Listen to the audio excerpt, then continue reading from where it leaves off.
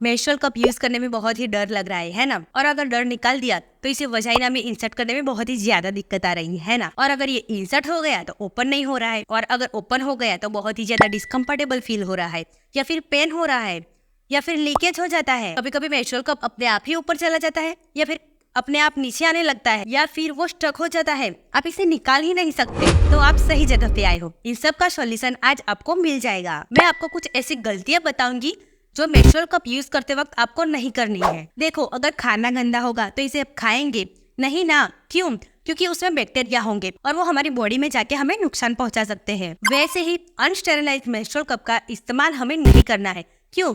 क्योंकि इसमें भी बैक्टीरिया होंगे और वो भी हमारी वजाइना में जाके हमारी बॉडी को नुकसान पहुंचा सकते हैं। तो यही है आपकी पहली गलती कि मेंस्ट्रुअल कप को अच्छे से स्टेरिलाइज ना करना। सबसे पहले इतना बड़ा बर्तन लो कि जिसमें आपका मेंस्ट्रुअल कप पूरा डूब जाए। अब उस बर्तन में पानी भरो और उस पानी को उबलने रख दो।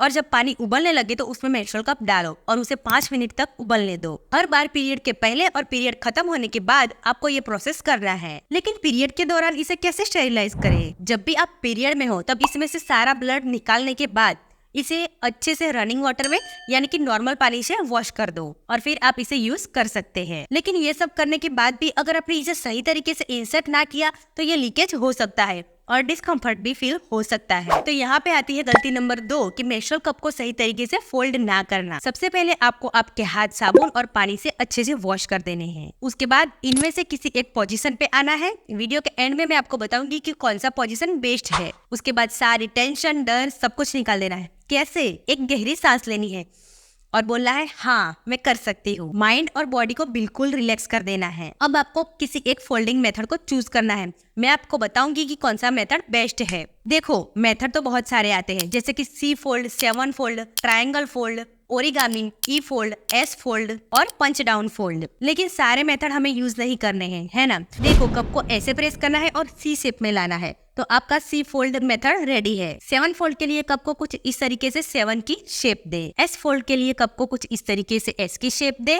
लेकिन अगर आप बिगिनर हैं और चाहते हैं कि अच्छे से आपका कप इंसर्ट हो जाए तो आपको पंच डाउन मेथड चूज करना है। पंच डाउन मेथड के लिए कप को लेफ्ट हैंड में लेना है और राइट हैंड के इंडेक्स फिंगर से कप के इस एरिया पे कुछ इस तरीके से प्रेशर देना है और कुछ इस शेप में आपका कप आ जाएगा। ये आगे से फ्लैट हो जाएगा जिसे इंसर्ट करने में आसानी रहेगी। मैं फिर से एक बार कहती हूँ, ये मेथड सबसे अच्छा है बिगिनर्स के लिए और सबके लिए भी। अब फोल्ड तो कर लिया, लेकिन इंसर्ट कैसे करें? तो यहाँ पे आती है आपकी गलती नंबर 3 कि मेंस्ट्रुअल कप को सही तरीके से इंसर्ट ना करना। अगर आप पंच डाउन मेथड यूज करते हैं तो ये इंसर्ट होने में ज्यादा दिक्कत नहीं करेगा क्योंकि आगे से नैरो हो गया है और फ्लैट भी हो गया है, तो आपको पेन भी नहीं होगा। अब आपको इसे ऐसे ही टाइट पकड़ के रखना है और वजाइना में इंसर्ट करना है। डायरेक्शन आपको खुद ही मिल जाएगी। और अगर ये इंसर्ट नहीं हो रहा है तो ऐसे राउंड राउंड करके आप इंसर्ट कर सकते हैं। ये इंसर्ट हो जाएगा। इसे पूरा का पूरा अंदर इंसर्ट करना है। बाहर से फील ही नहीं आना चाहिए कि कुछ है। अंदर जाते ही ये पूरा का पूरा खुल जाएगा। और अगर नहीं खुल रहा तो इसे ऐसे पिंच करे। जहाँ से नहीं खुल रहा वहाँ पे कुछ इस तरीके से प्रेशर दे तो ये खुल जाएगा। अब यहाँ पे आपने इसे ऐसे ही आधा खुला हुआ छोड़ा तो फिर ये लीकेज करेगा ही। तो इसे ऐसे ही छोड़ने की गलती बिल्कुल मत करना। अब अगर आपने ये सब भी कर लिया फिर भी आपको बहुत ही अनकंफर्टेबल फील हो रहा है या फिर बैठने पर इसकी टेल चुभ रही है तो यहाँ पे आती है गलती नंबर 4 कि मेंस्ट्रुअल कप की टेल को लंबी रखना। देखो, जब हम मार्केट से नया मेंस्ट्रुअल कप लाते हैं तो उसकी टेल हमें लंबी मिलती है। इसे हमें यूज करना है और टेल को अपने हिसाब से काटना है। लेकिन आप एक ही झटके में टेल को बिल्कुल छोटी मत कर देना। पहले आपको इसे यूज करना है। अगर चुभ रही है तो आपको इसे थोड़ी सी काटना है, फिर से यूज करना है और फिर भी चुभ रही है तो आप इसे फिर से काट सकते हैं। ऐसे करते करते आपको आपकी परफेक्ट साइज की टेल मिल जाएगी और आपका मेंस्ट्रुअल कप भी कंफर्टेबल हो जाएगा। इसे अब आप 8 से 12 घंटे के लिए ऐसे ही छोड़ सकते हैं। अगर ये फुल हो जाएगा तो अपने आप ही थोड़ा सा, बिल्कुल थोड़ा सा ये नीचे आने लगेगा और आपको अनकंफर्टेबल फील होने ही लगेगा।